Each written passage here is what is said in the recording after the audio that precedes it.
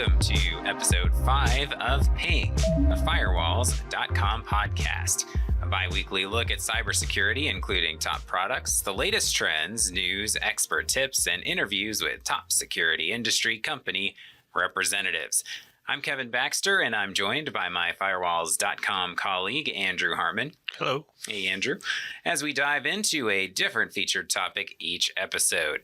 New episodes of the podcast come out every other Wednesday, so subscribe or follow on your favorite podcasting platform to get the latest one.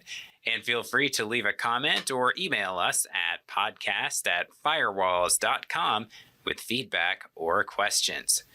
Now on to our featured topic and our guest for this episode. If you pay any attention to technology news, even just listening to our past headline segments on Ping, you're likely aware that there are a wide variety of hazards out there in our connected world affecting individuals and businesses from large to small. With zombies, bots, weaponized devices, and more, it can be a scary landscape.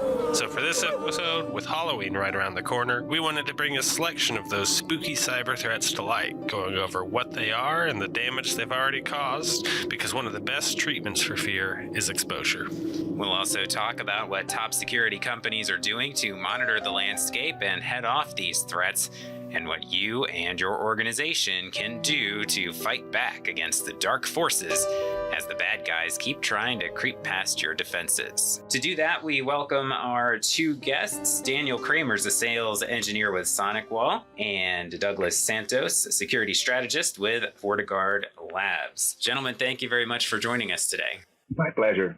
Yeah, thanks for giving us the opportunity to talk to you guys. All right, so we'll start with Dan.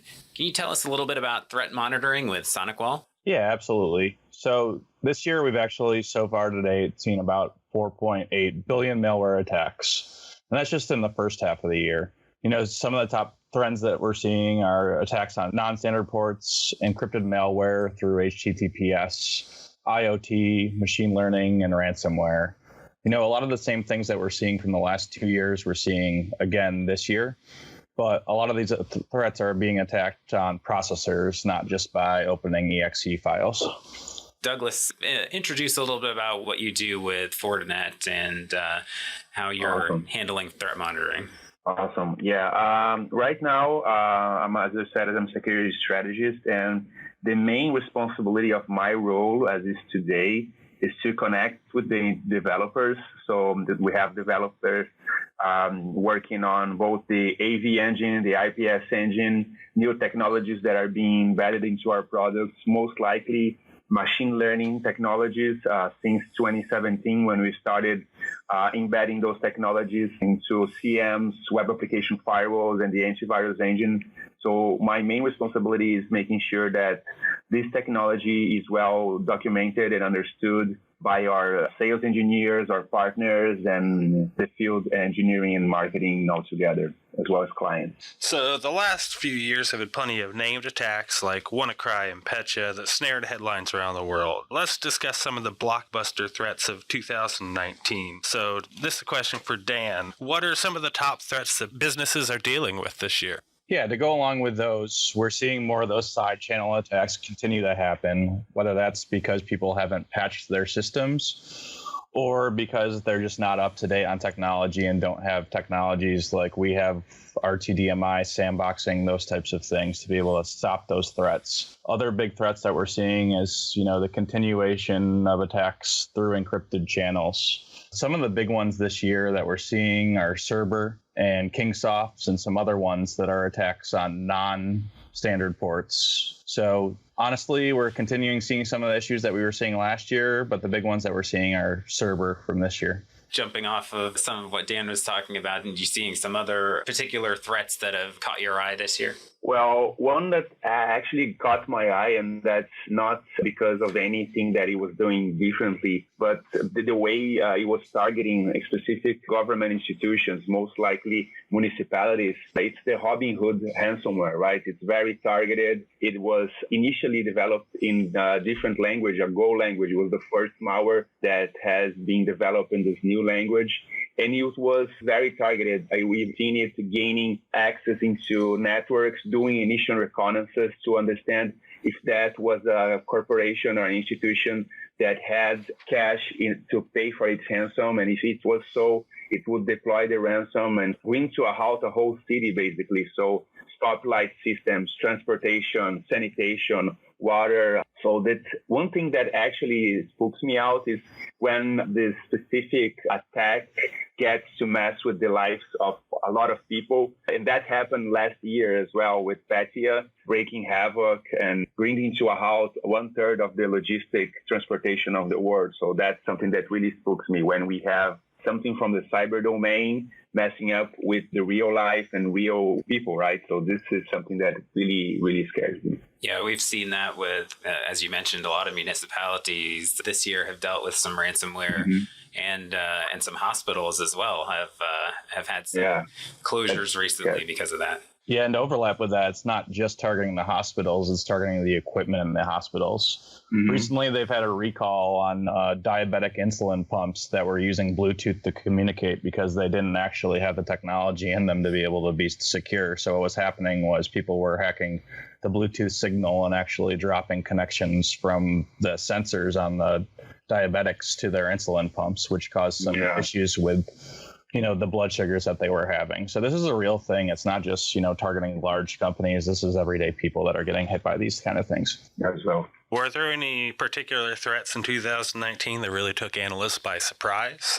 I'll let Doug answer that one first. Well, I think that today what even catches us by surprise are the news of zero-day vulnerabilities being exploited in the wild, right? Like the ones targeting the iPhone that was recently discovered by, I think, Google security researcher team, as well as the ones affecting Android. This took me by surprise because I could have been easily targeted and hacked as well. So knowing how fragile and how we are either hacked or not is based entirely out of luck is really an eye-opener, since all it took was a simple visit to a compromised website. And come on, one can just imagine how many bugs or more avenues of attack can it be. Other very scary attacks are ones that leverage the bugs in the wireless chipset, like the ones that we had, like the Blueborn. So just passing by an exploitation box that's actually actively trying to exploit something like Blueborn is already all it takes to get your phone hacked and all your data in your life exposed, right? So yeah, definitely. Every time I hear about a zero-day vulnerability being exploited in the wild, that creeps me out. And speaking of creepy, really going back to Dan, what you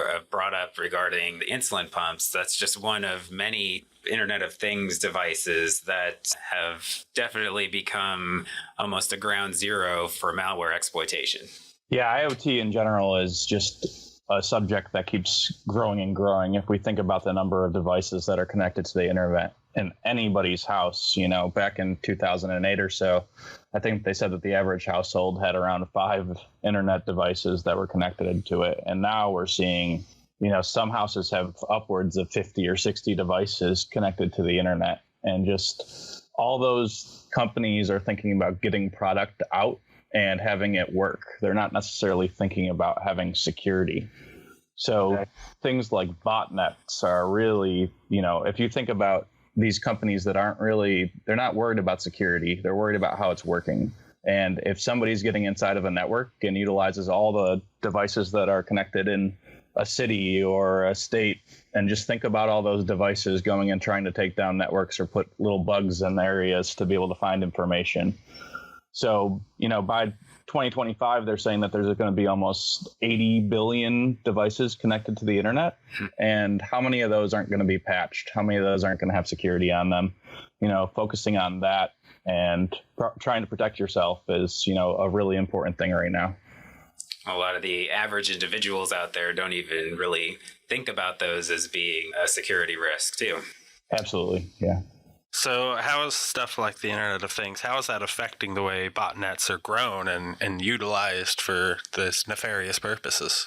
So what's happening with these is that more or less what a botnet is going to have the ability, when you have these devices, they're not necessarily going to be acting like they've been hacked before. But what's going on is that in the back, when the person that's going to do these hacks are ready, is they're going to send out a message to all these devices that they have control over, and then they're going to either have a DDoS attack where they're sending all the information to specific internet areas, whether that be last year we saw a lot of large DDoS attacks across the globe, taking down businesses, taking down things like Las Vegas. Some trade shows were attacked last year. Also, things like municipalities. California saw a few hits. Wyoming saw a few hits of their infrastructure. And what happened was they just sent so much information to these that that infrastructure actually went down for the electricity in some parts of California for multiple days last year. And Douglas, we're talking about DDoS attacks, the distributed denial of service,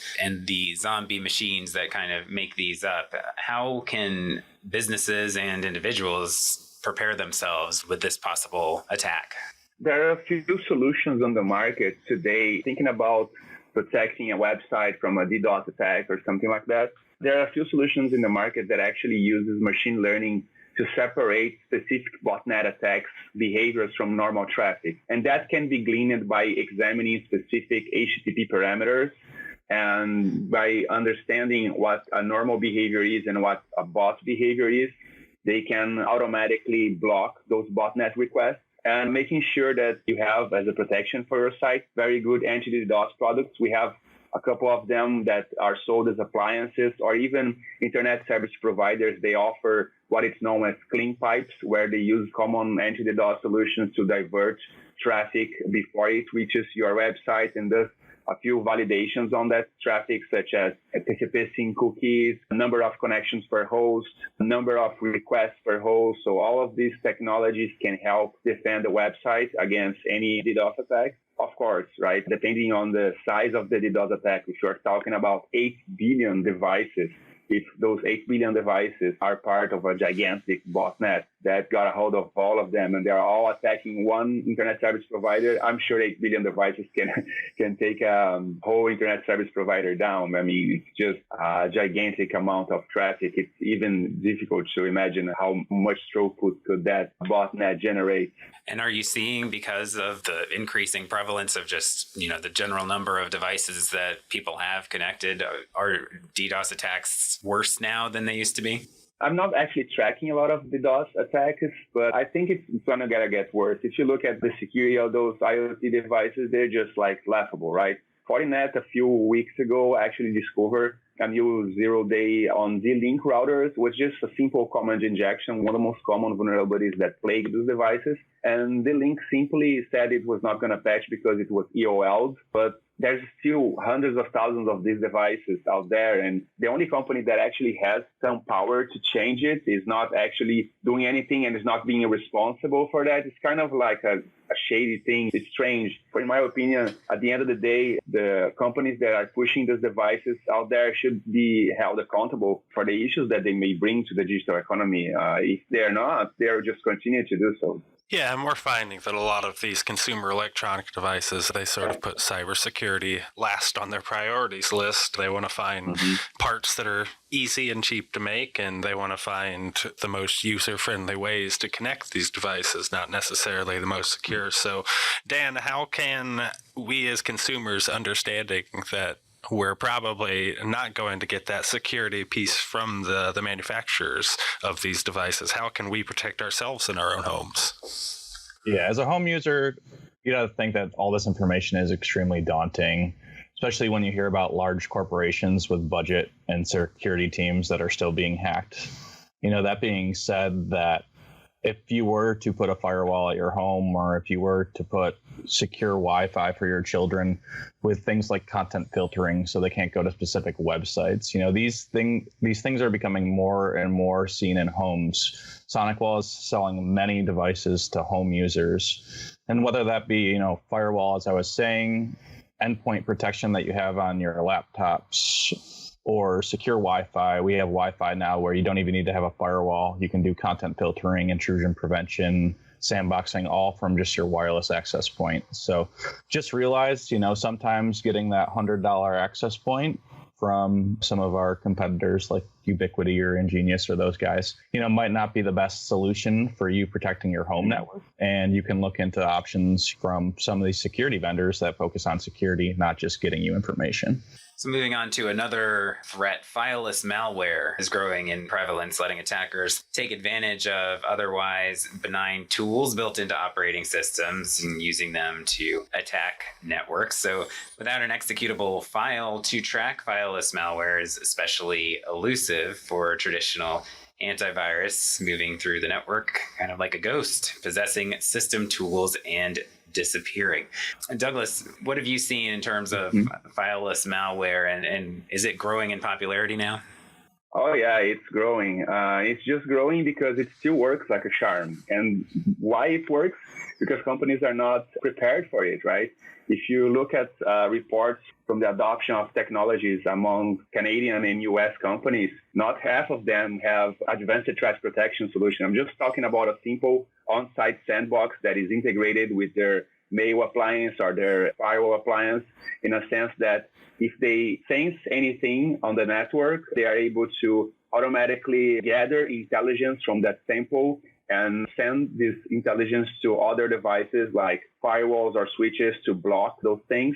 And not just that, right? It's still reactive, right? If you're really talking about building an infrastructure that's going to be able to stop fileless malware, you got to go deep, right? Because most of the behaviors that fileless malware exhibit, it's mainly on the form of memory operations and syscall requests between a process and the kernel. So if you don't have any type of instrumentation to be looking at those types of interactions between process and the kernel, you'll be completely blind, right? So it is incredibly important to either, if you are a big enterprise, invest in a deep behavioral analytics solution with machine learning. And if you are a SMB or a medium-sized enterprise that doesn't have the budget, there are a lot of open source tools that can help you actually gain control and visibility of your environment, such as OS Query, Sysmon. Those tools can go deep into instrumenting the operating system to gather this information around what process is opening what file, what processes is calling which syscalls in which order, interacting with other processes, because one of the most common traits of malware and fileless malware is to be able to inject specific code in other processes, right? So they obviously don't have a file on disk, like they won't even have a process running on memory. They will be a legitimate process, more usually than not, a system tool or a system process that stays up as long as the system is up. And that process that may look like a signed Microsoft executable, it might actually have malicious code running inside. But in order for the malware to do that, it has to be able to interact with the operating system. So being able to see that interaction is exactly what you need for detection. And to follow up on that a bit, what are some of these legitimate processes that are being leveraged for attacks in fileless malware? Asteralt, for instance, uses the process user init, powerleaks, uses DLL host.exe. So generally system tools and services are the ones that are targeted because they are supposed to be running, and they usually stay up as long as the computer is up and running, right? So this is one of the most common targeted processes for fileless file injection. Yeah, to jump in there, one of the most targeted one is PowerShell, which many IT maintenance tasks would be terminated if they didn't do that. So that's why if you have a signature-based security solution, it's not necessarily going to find those types of things because it's not used to looking towards them. If you're blocking PowerShell, you're going to be blocking a lot of the things that your IT admins are going to be using. So that's why these are so difficult, is because they're not looking at, the legacy antivirus type things would not detect these because they're just looking for signatures. They're not looking for what's going on at that level of even PowerShell, as we're talking about. And so, Dan, what's something that people can do there I know Doug talked about a few solutions. Do you have some other ones that come to mind also? Yeah, the key is not to look at the file, but instead look at how it behaves on the endpoint. So doing that between machine learning and having, as we were talking about, some of these other technologies that are going to be looking at what the process is doing, not looking at a signature set to see what's going to be wrong or right. You got to think of it, if you're educating like a child on how to avoid people based on behavior, not just showing them a list of mugshots of everything. Awesome. awesome. So some advanced threats are now searching for ways to outsmart stuff like the Sandbox. So we mentioned these behavior-based scanning processes. So now these new threats are posing as innocent code until after receiving a verdict in the Sandbox and then detonating, so to speak. So how is Sandbox technology growing smarter over time to meet these new challenges? For the Sandbox, what we're doing is we're adding machine learning to it. So we're doing that both on the static analysis of the files as well as the dynamic ones. For the static ones, we're using an algorithm called random forest. And for the dynamic part, we're using linear regression and least square optimization along with other techniques. So the idea is to tune the score of each feature. And feature by feature, I mean anything that we can observe on malware, both on the static analysis and on the dynamic analysis, to actually understand what is the weight that that specific feature will have on detecting malware. And to do that, we actually have to break malware apart and understand from the tiny little bits of information that we got from malware, how important and how good each one of those specific observables are good at catching other malware, right? So how are those features appearing in different families? And by doing this, we're able to understand and weight specific features. So one example would be with someone just discovering a new anti-VM technique. And this, obviously, as it's novel, it's starting to get picked up and used by attackers in most malware, right? Well, if you see that specific piece of code on a malware that we're just analyzing at that time present, that single feature would indicate with 180% surety that this is malware. But as patches are made available and system fixed, and that anti-VM trick is not actually used anymore, you would see a decrease in the use of this feature, mostly because it's not effective anymore and its weight would drop since we're not seeing it in malware anymore. So we're mostly leveraging machine learning and other technologies, such as Microsoft just released something called Advanced Malware Scan Interface, which allows any antivirus vendors and Sandbox technologies as well to instrument and look at the memory processes of PowerShell, MSHTA, and other scripts, the executables that deal with scripts, so we can get information from them more easily. So that's the direction we're taking. Dan, how about on your end? What are you seeing Sandbox-wise in terms of how it's interacting and evolving? Yeah, so when you think of Sandbox technology over the years, this has gone from single engines to multiple engines. And if you think of it like if you're going through TSA at an airport and you, as a hacker, actually know what the TSA agent looks like, you can sit at the front of the line and look and say, I'm not going to get scanned an extra time, or I'm going to get scanned an extra time. So if you think about that, like what it is with sandboxing, if they know what's going to happen in the sandbox, they're going to be able to leverage and hide things. So, once you can get through, if you're the hacker trying to get through and you know what you need to do, you need to know what time you need to go through, you need to know what gate you need to go through, and all those other types of things. That's how sandboxing has had to evolve, is now we need to have TSA agents that aren't just wearing a TSA shirt. We need people walking around all the time.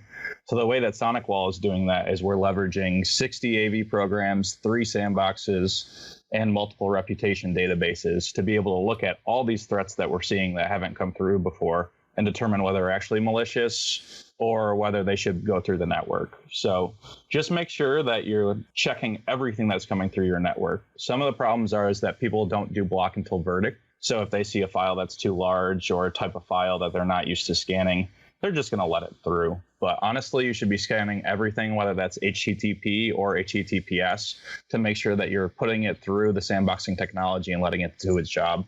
And obviously making sure that it's integrated, right? There's a lot of threats coming into your environment, making sure that you have a sandbox technology to leverage that information and generate threat intelligence, which can be consumed by your infrastructure, is the way to go as well, making sure that you have this.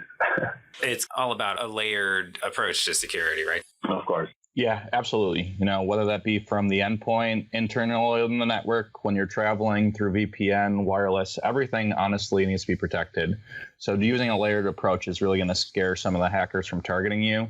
If you just have a single way to get through, then a lot of the times they're just going to leverage that and know how to get through it. All right, so this is our Halloween episode, so we'll of course have one final question. Let's start with Douglas. What scares you in terms of cybersecurity in 2020? What scares me, it's our 0 days on the wild. just because I could be the victim as well, right? And when it touches you, it's an eye-opener. And we know that although there's a lot of technology and very good security in iPhones, right, there's always a way. So every time I see any news of 0 days being exploited on the wide, especially with water holding attacks on big websites, that just takes my sleep. And really with 0 days, one of the things that when people hear about those, obviously right at the beginning, you can't do too much about it. But as soon as they are discovered, people need to react very quickly. Yeah. We have sites that we visit every day. And you don't even think, right? You can't be paranoid about security every time, and it doesn't actually help, right? So it's strange to have this feeling of kind of being powerless sometimes, but that's actually what's happening. Technology has to pick up, and for people who are using mobile to do everything today, right? We're just clicking. We're looking at links on Facebook. Oh, oh my God, I never thought this would be possible, and click. You don't even think, right? You're just clicking. And Facebook, all those social networks, they're not actually filtering content, not as much as they should at least. So somebody could just launch a Facebook, like a fake news, directing to a site, and you'll click on that link because you're curious about that, and you just got infected. So it's pretty scary. Sounds like a horror movie, but it's got a few sequels coming out in it too, unfortunately. Dan, how about you? I'll pose the same question for you moving forward.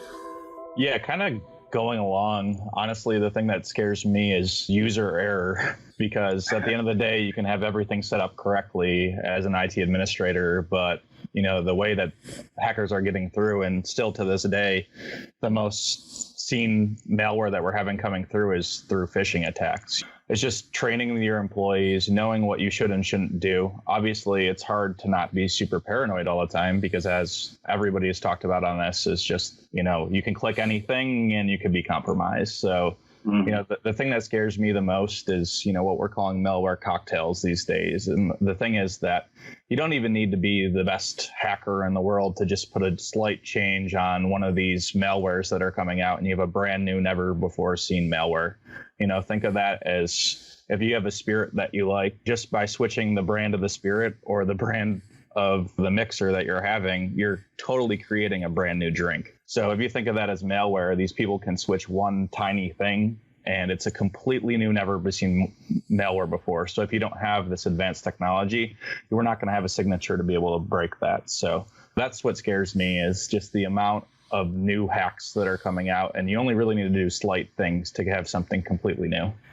Going across this entire spectrum, really, when you do hear these new attacks coming out, a lot of times the companies do have to react. I mean, Doug, you mentioned early on how an IoT provider just doesn't have any interest in patching. But on the positive side, if iPhones find out that there's something happening to them, Apple's going to release an update. So one thing that people can do to keep themselves from being as scared is make sure that they're getting those updates on immediately. Right? Yes. Automatic updates. That's it. Yes. That's one of the things that they can do. Yeah. And be mindful, right? It depends if you are a very curious person or not, actually. Because if you're very curious, you have to hold on to your curiosity, because most often than not, water holding attacks usually have a very enticing news line, right? So making sure that you're always visiting the same sites and have automatic updates, and just don't go browsing and sites that you don't know, because a simple browser exploit is all it takes. And I'm sure there's a couple of them being exploited already. The more prominent and the more and bigger the new site is, less the possibility. But I mean, they can be hacked as well, and they could be hosting exploit kits. We never know. All right. Well, we appreciate you both joining us, Doug and Dan. Thanks very much for coming on the podcast. Thank you, guys. Have a nice Halloween. You too, guys. Yep. Try not to be too scared. It's hard these days. And if you want to learn more about spooky cyber threats, you can visit SonicWall's Capture Labs page at sonicwall.com/LP/capture-labs and FortiGuard Labs at FortiGuard.com. You can also stay up to date on the latest cyber threat terminology by visiting Firewalls.com/blog and clicking on our threat dictionary.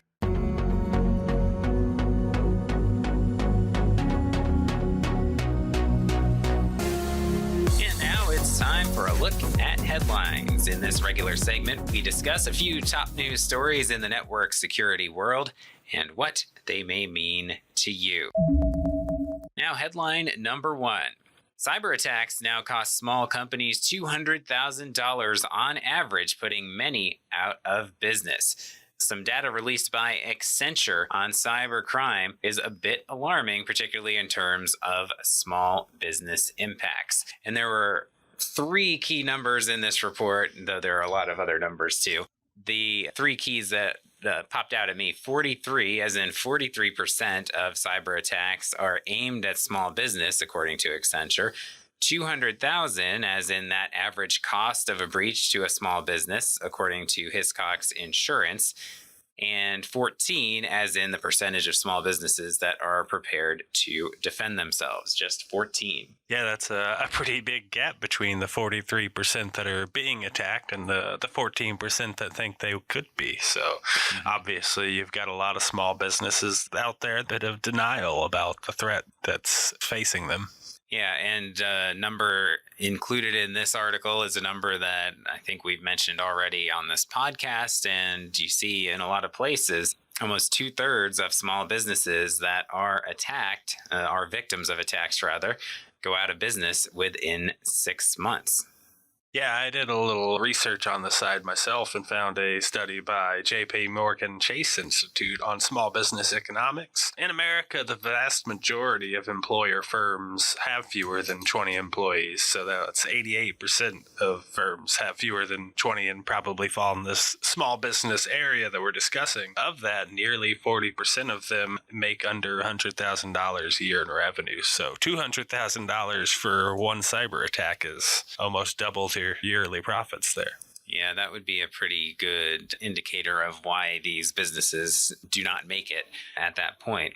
Another number from this particular article, Hiscox Insurance, as we mentioned before, they say more than half of small businesses suffered some type of breach within the last year, and 40% experienced multiple incidents. So 43, 50 something. We're all in that half range or so where there is a very legitimate impact on small businesses, whether it's exactly 50% or 40%, something like that. Look, cyber criminals don't care how big or small your business is. If you have any money, they're going to try to get it. Cyber attacks come by the thousands, so these are volumetric attacks where they're just putting out hundreds of thousands of attempts, and as long as 1 or 2 are successful, they're going to continue doing it. Doesn't matter if that's an enterprise with a big home brand name or if it's just a little small business. Whoever's paying, they're gunning for them. Yeah, they're not as concerned with the headlines. In fact, a lot of times, if they are concerned with the headlines, they may not even be trying to completely take down a business. They just want to be recognized for having committed some kind of a successful breach. Another number to consider, going back to that, maybe the scariest number of all in this article, is that 14% of small businesses are prepared to defend themselves. And bouncing off of that, according to Keeper Security, 66% of senior decision makers at small businesses still believe they're unlikely to be targeted, with 60% having no digital defense plan. Yeah, it's strange where that sort of small business urban legend came from of, I'm too small to be attacked. That's simply not true. And I guess it's a state of mind that might be prevalent among some individuals out there too. They just don't think, I don't have that much money. I'm not well known. They're not going to come after me. They're not going to steal my identity. But as you said, they're not targeting individuals that much. They're really just blanketing the online world with potential victims, and they'll find you. Whether they're looking for you or not. And it's understandable if you're a small business owner that it puts a real strain on your budget and your labor hours to constantly worried about cyber attack. You're never 100% able to hit every single need on your checklist as a small business owner. Sometimes you have to make tough decisions on what's going to suffer and, where you're really going to excel. Yeah, you do definitely need to prioritize as a small business owner, but you do want to make sure you still have that small business after the end of the year. So right. some kind of cybersecurity investment is pretty important. One of the things that this article also does is point out some examples of cases that have occurred in recent years, and some of those are big, some of those are smaller. Volunteer Voyages, for instance, a humanitarian aid trip organizer, suffered $14,000 in fraudulent charges after an online thief pilfered its debit card information, and the bank refused to reimburse that. And that goes back to our debit card tip from before. Try to use your credit card if you can online. Right, and these aren't the kind of stories you're going to hear about in the headlines like Equifax or Capital One, but they are still happening, and roughly 50% of all attacks are happening to these smaller guys. So again, it is partially an attitude change that's needed among both leadership at the small business level, and the employees need to be aware of, as much as they can, what they can do during Cybersecurity Awareness Month, things that they can do to help keep a breach from occurring at their business. Yeah, the article does list a number of tips to stay safe online. I don't think we need to dive too deep into that. It's nothing new. I'm pretty sure every episode here we've mentioned about 90% of these. One that did stick out to me was prohibiting the use of removable media like USB drives. I think that's a good idea. We're in the age of cloud storage. You got G Drive, Dropbox, all these other options. There's really no reason to be dragging a thumb drive into the office. Yeah, and that means if you are dragging a thumb drive into the office, maybe you hook that up to your computer at home or at a library or somewhere else, and the defenses are probably at a little bit different level at those different places. And if you found it in the parking lot, definitely do not plug it in. Just one final point I wanted to hit on from this article. We've talked about a bunch of numbers in here, but the estimated total cost of cyber breaches over the next 5 years, according to Accenture, $5.2 trillion. Sounds like a lot of businesses going out of business. Now, time for headline number 2. What we continue to get wrong about cybersecurity. So again, this is National Cybersecurity Awareness Month here in October, but Kirsten Todd wants people to consider cybersecurity more than just 31 days each year. So in our previous headline, the experts that were interviewed also talked about humans being a major security threat, not just the attitude of the small business owners, but of employees potentially allowing breaches in. She takes it even a step further, saying humans are, in fact, the biggest cybersecurity threat of all. Yeah, this article does bring up some key points. I think it also brings up some areas of controversy. So security, I believe, should be human-proof. It is understandable that humans are the weakest link, but unless we're coming out with a new version of humans soon, that's something we have to work around. Yeah, her arguments are really that humans are the cause of every kind of cybersecurity issue, and, certainly you can walk it back to the very beginning and agree with that in some way, because humans invented everything related to this subject matter. Right.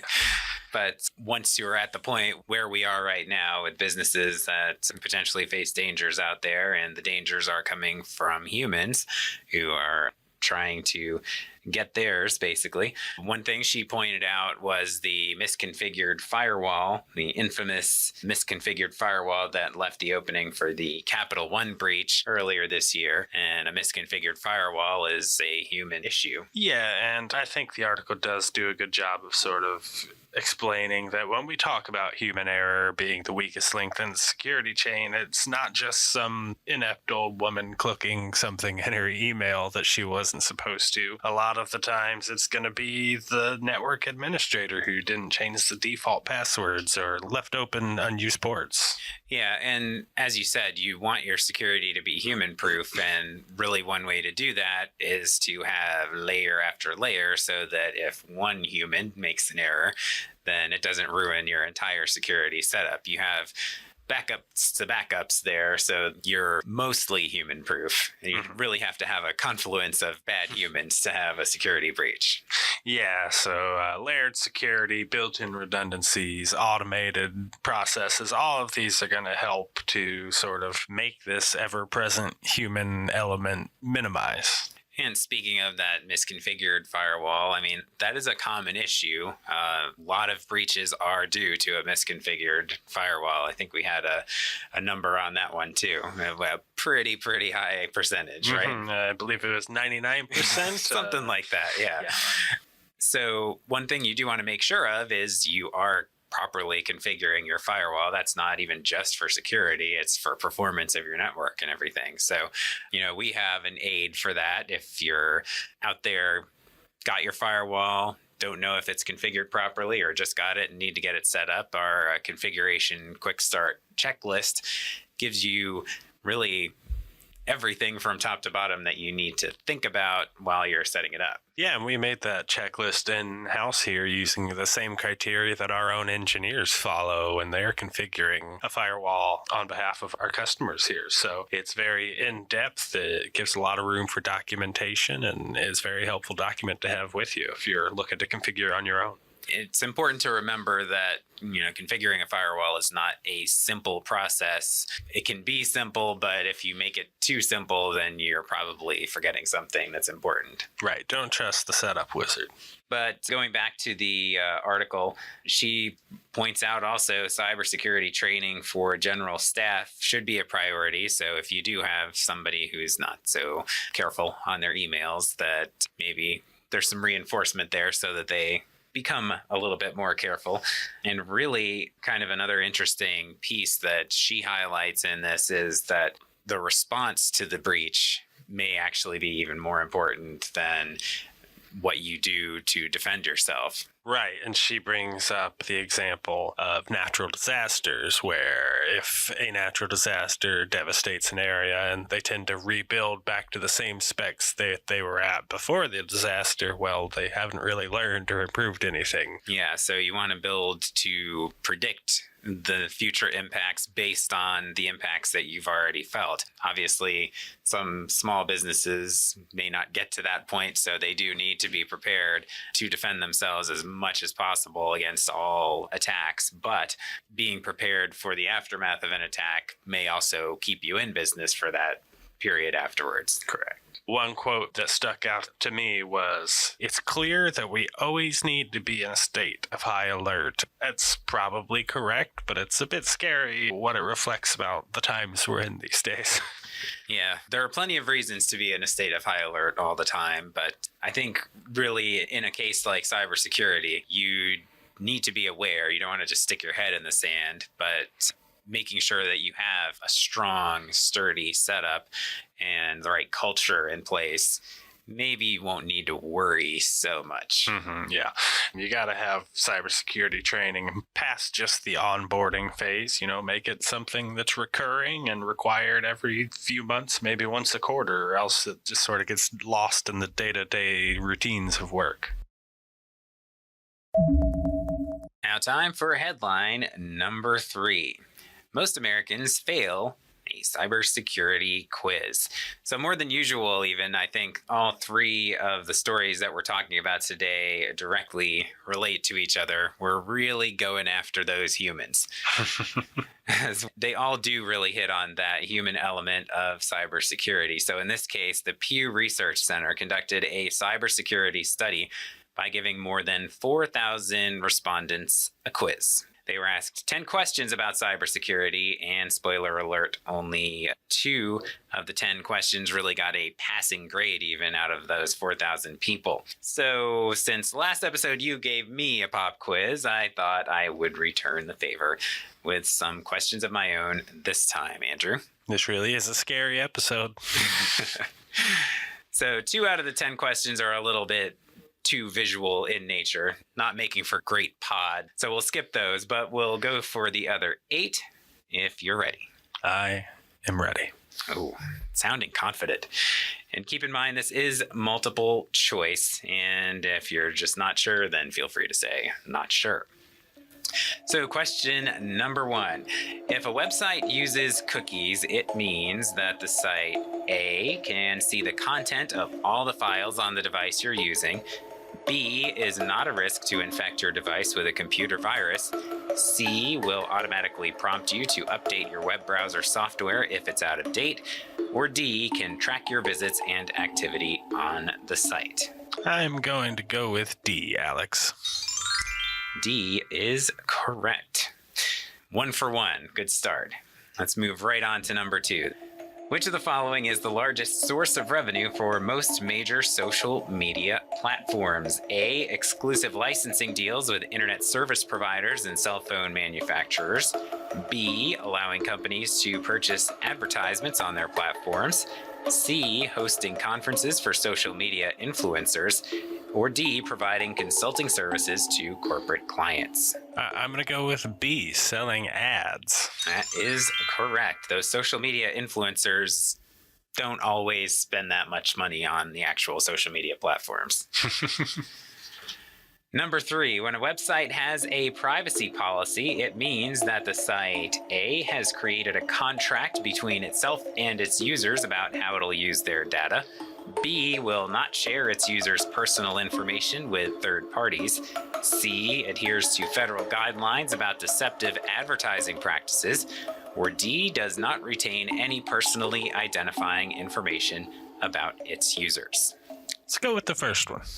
The first one is correct, has created a contract between itself and its users about how it'll use their data. This one was a trickier one because you'd like to think that it means that maybe you're not having your information shared, but they're just going to be upfront with you if you bother to read the privacy policy that they are going to share your data. Exactly. Some people do share your data. Number 4, what does it mean when a website has HTTPS at the beginning of its URL as opposed to HTTP without the S? That means it's super. Maybe. It's kind of super, I guess, to be... Well, let's get to the answers. A, information entered into the site is encrypted. B, the content on the site is safe for children. C, the site is only accessible to people in certain countries. D, the site has been verified as trustworthy. It has been verified as trustworthy. Actually, this one is a little tricky because the answer is A, information entered into the site is encrypted. Ooh. So there can be some potential non-trustworthy sites that may have that encrypted information coming in, but you got to watch out. So don't just feel completely confident if you're on a HTTPS site, but that should be kind of a prerequisite for any kind of browsing behavior. I learn something new every episode. Number 5, where might someone encounter a phishing scam? That's fish with the PH for those anglers out there. A, in an email. B, on social media. C, in a text message. D, on a website. E, all of the above. F, none of the above. A lot more options this time. I'm going to go with all of the above. That is correct. You can be victimized by a phishing scam just about anywhere you go. Except if you're underwater in a lake, that's a different kind of phishing. Number 6, which 2 companies are both owned by Facebook? A, Twitter and Instagram. B, Snapchat and WhatsApp. C, WhatsApp and Instagram. D, Twitter and Snapchat. I believe that is WhatsApp and Instagram. That is correct. WhatsApp, a messaging app, for those of you who are unaware, it's actually very big internationally, not as big in the US. And of course, if you hadn't heard that Facebook owns Instagram, well, hate to burst your bubble. Number 7, the term net neutrality describes the principle that A, internet service providers should treat all traffic on their networks equally. B, social media platforms must give equal visibility to conservative and liberal points of view. C, online advertisers cannot post ads for housing or jobs that are only visible to people of a certain race. Or D, the government cannot censor online speech. I believe that is A. It is A, internet service providers should treat all traffic on their networks equally. All right, the last one out of the 8. Many web browsers offer a feature known as private browsing or incognito mode.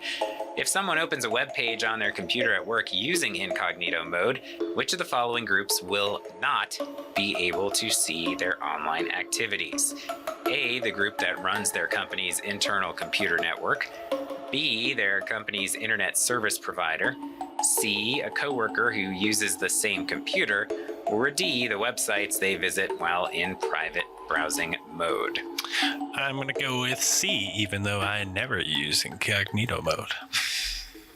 You said that as creepily as possible. C is correct, but this one was actually one of the toughest questions among respondents. People, I think incognito mode is a little more incognito than it actually is. It's not that incognito. No. The websites you visit certainly know that you're there. The company's internet service provider knows that you're there. And your network administrators should probably know that you're there too if they have any kind of visibility on your system. I certainly think we spooked some people this episode. So just bouncing back to the overall information from this quiz. So good job, by the way, Andrew. You did much better than our nation as a whole. The percentage of U.S. adults answering each question correctly. So the phishing scams actually was one of the positive ones, I guess, generally. 67% answered that one correctly. Gotcha.